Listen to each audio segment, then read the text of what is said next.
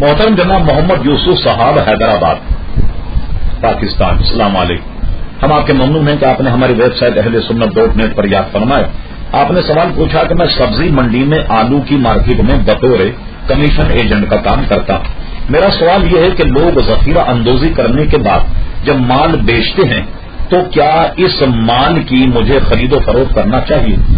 دیکھیے، ذخیرہ اندوزی جس کا نام، اس کی پوری تاریخ اس وقت صادق آتی ہے کہ جبکہ وہ اشیاء بازار سے نایاب اور ایسی صورت میں اس کا ذخیرہ کر کے اس کو مہنگے داموں میں بیچا جائے.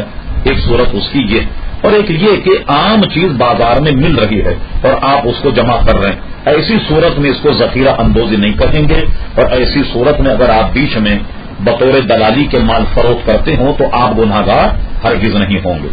یہ ذخیرہ اندوزی پر تعبیر جو حدیثوں میں آئی وہ اس وقت ہے کہ اشیاء بالکل نایاب ہو جائیں، اور نایاب ہونے کی صورت میں ان اشیاء کو نکال کر بھوکے اور پیاسے لوگوں کی گردن کاٹ کر اور اپنا منافع حاصل کیا جائے.